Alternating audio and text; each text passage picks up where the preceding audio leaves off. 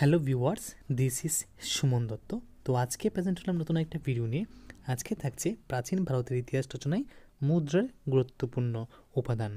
ঠিক আছে, এই যে মুদ্রা কতটুক গুরুত্বপূর্ণ উপাদান আমাদের প্রাচীন ভারতের ইতিহাসের জন্য, সেটা আজকে এখানে আলোচনা করব। তো পূর্বের ভিডিওতে আমরা কী করেছিলাম, প্রত্নতাত্ত্বিক সম্পর্কে আলোচনা করেছিলাম। আজকে মুদ্রা সম্পর্কে করব। তো প্রাচীন ভারতের ইতিহাসের রচনায় মুদ্রা হলো একটা প্রধান উপাদান।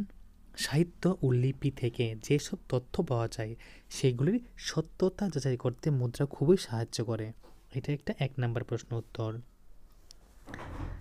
সন তারিখ দেওয়া মুদ্রাগুলি কাল নিরূপণ করতে সাহায্য করে। মুদ্রা থেকে রাজাদের শাসন, রাজ্যের আয়তন ও তাদের ধর্মবিশ্বাস সম্বন্ধে অনেক কথা জানা যায়। প্রাচীন ভারতে এমন অনেক রাজা বা শাসক ছিলেন যাদের অস্তিত্ব শুধুমাত্র মুদ্রা থেকেই জানা যায়। এই প্রসঙ্গে আমরা ভেক্ট্রীয় গ্রিক শাসকদের কথা উল্লেখ করা যায়। ঠিক আছে, মুদ্রার গুণগত উৎকর্ষ ও অপকর্ষ এবং মুদ্রায় ব্যবহৃত ধাতু থেকে সেই যুগের রাজনৈতিক ও অর্থনৈতিক অবস্থা সম্পর্কে জানা যায়। দ্বিতীয় চন্দ্রগুপ্তের রাজত্বকালে অনেক তথ্য তাদের মুদ্রা থেকে জানা যায়। পল্লব, শক, কুষাণ প্রভৃতি বহিরাগত জাতিগুলির রাজাদের সম্পর্কে যে ইতিহাস রচিত হয়েছে তা বেশিরভাগই মুদ্রাভিত্তিক। ঠিক আছে, কি মুদ্রাভিত্তিক। মুদ্রা প্রচলনের প্রথম দিকে সেগুলিতে বিশেষ কিছু লেখা থাকতো না। পরবর্তীকালে মুদ্রায় রাজার নাম, সন, তারিখ এবং তাদের দেনের কথা উল্লেখ থাকতো। মুদ্রা থেকে সমকালীন সময়ের অর্থনৈতিক অবস্থার কিছু পরিচয় পাওয়া যায়। গুপ্ত যুগে স্বর্ণ মুদ্রার প্রচলিত ইঙ্গিত দেয় যে সে যুগে অর্থনৈতিক দিক থেকে খুবই সমৃদ্ধ ছিল।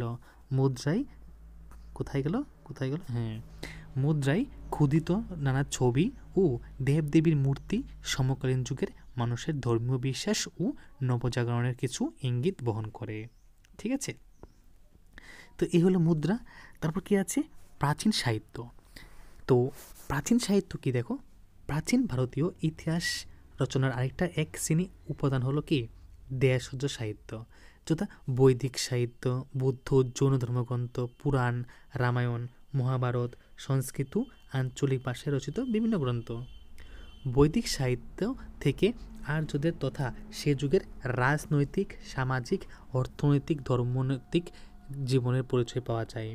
বৌদ্ধ ও জৈন ধর্মগ্রন্থগুলি থেকে সমকালীন যুগের সামাজিক ও অর্থনৈতিক জীবনের কিছু পরিচয় পাওয়া যায়। বৌদ্ধ গ্রন্থগুলির মধ্যে উল্লেখযোগ্য হল দীপবংশ, মহাবংশ ও জাতক।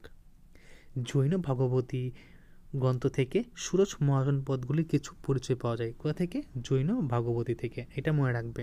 ওকে, রাজবংশাবলীর সংকলন ও তা সংরক্ষণ করার প্রথা সে যুগে প্রচলিত ছিল। রাজবংশের এই ধরনের তালিকা রামায়ণ, মহাভারত পুরাণে আছে।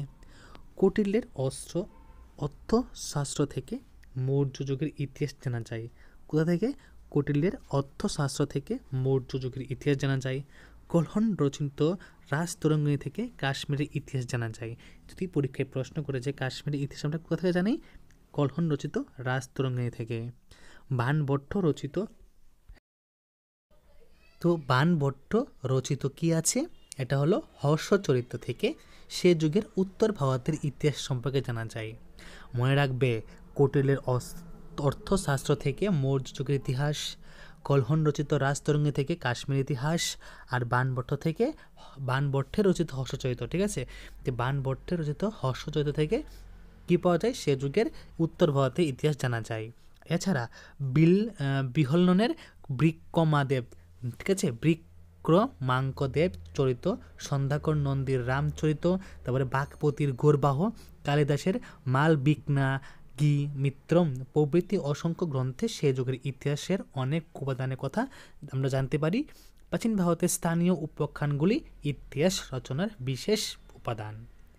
তো আজকে এই যে এটা কি এটা হলো প্রাচীন সাহিত্য আর মুদ্রা সম্পর্কে আমি তোমাদের কাছে যে ডিসকাস করলাম, অবশ্যই এই ডিসকাসটা ভালো করে মনে রাখবে। আর আমি সবাইকে রিকোয়েস্ট করব যে এই জায়গাটায় এখান থেকে এতটুকু অবধি খাতায় লিখে রাখো, ঠিক আছে? খুবই ইম্পর্ট্যান্ট একটা পার্ট। যদি লাক ফেভার করে তাহলে এখান থেকে 1 নাম্বার আসতে পারে, ঠিক আছে? তো যদি ভিডিও ভালো লাগে থাকে অবশ্যই ভিডিওটা সবার সাথে শেয়ার করো। তো দেখা হচ্ছে একটা গুরুত্বপূর্ণ ভিডিওতে। সবাইকে অসংখ্য ধন্যবাদ।